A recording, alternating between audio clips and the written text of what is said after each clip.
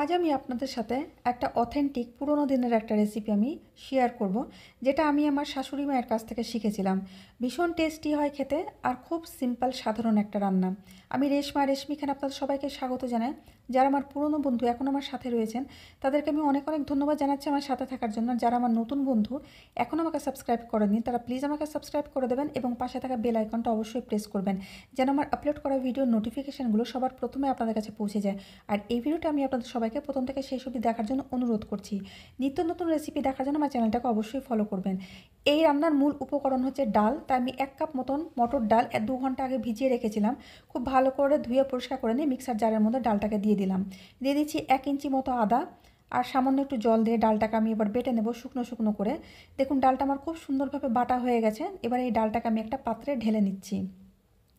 পাত্রে ঢেলে নেওয়ার পর এবার আমি এই ডালের মধ্যে দিয়ে দেবো বড় সাইজের আমি 2টো পেঁয়াজ কুচি, দিয়ে দিচ্ছি আমি কাঁচা লঙ্কা কুচি, পরিমাণ মতো নুন আর হলুদ গুঁড়ো।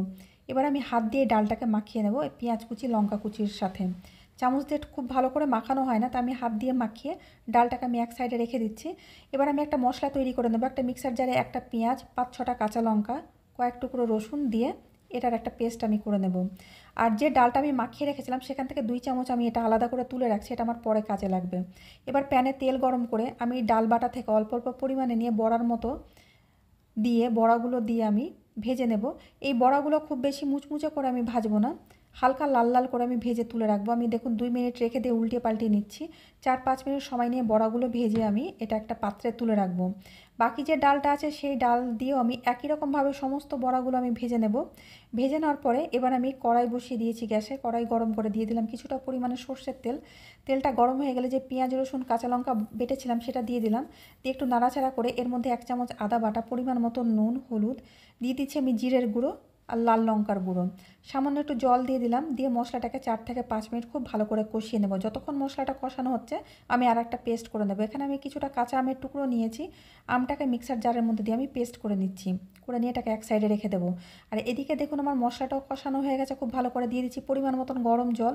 গরম জল দিয়ে একটু নাড়াচাড়া করে নিয়ে এবার আমি যে 2 চামচ ডাল বাটা তুলে রেখেছিলাম তার মধ্যে সামান্য একটু জল দিয়ে চামচ দিয়ে খুব ভালো করে মিশিয়ে নিয়ে এটাকে আমি গ্রেভির মধ্যে দিয়ে দিচ্ছি ডাল বাটাটা। দেওয়ার পরে খুব ভালো করে নেড়েচেড়ে মিশিয়ে নিয়ে অপেক্ষা করবো ফুটে আসা পর্যন্ত। যখন খুব ভালো করে ফুটে যাবে তখন এর মধ্যে আমি বড়াগুলো দিয়ে দিলাম, ডালের বড়াগুলো দিয়ে নাড়াচাড়া করে যে আম বাটাটা করে রেখেছিলাম আমের পেস্ট সেটাকে দিয়ে দিলাম। আপনাদের কাছে যদি কাঁচা আম না থাকে আপনারা আমশি বা আমচুর পাউডারও দিতে পারেন, কিন্তু টক কিছু একটা দিতে হবে। নাড়াচাড়া করে 10 মিনিটের জন্য ঢাকা দিয়ে রাখবো। 10 মিনিট ফুটানোর পর দেখুন রান্নাটা আমার হয়ে এসছে। যে কাঁচা ডালটা আমি গুলে দিয়েছিলাম সেটারও গন্ধটা চলে গেছে আর গ্রেভিটাও দেখুন খুব সুন্দরভাবে গাঢ় হয়ে গেছে। আমি খুব ভালো করে নাড়াচাড়া করে নিলাম। নাড়াচাড়া করার পর এবার আমি ওই কাঁচা আমের টকটাকে ব্যালেন্স করার জন্য আমি দিয়ে দিচ্ছি আধা চামচ মতন ব্রাউন সুগার, আপনারা সাদা চিনিও দিতে পারেন। দিয়ে খুব ভালো করে আবার একটু মিশিয়ে নিয়ে এবার আমি সার্ভ করে দেব। ভীষণ টেস্টি হয় এই রান্নাটা। আমি সার্ভ করে দেখাচ্ছি দেখুন।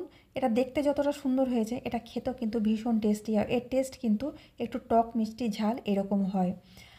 আর এটা পুরোনো দিনের রান্না হলো, এই একটা পদ দিয়ে কিন্তু 1 থালা ভাত খেয়ে নেওয়া যায়। আজ আমার শাশুড়ি মা আমাদের মধ্যে নেই, কিন্তু তার রেসিপি আমাদের মধ্যে থেকে গেছে।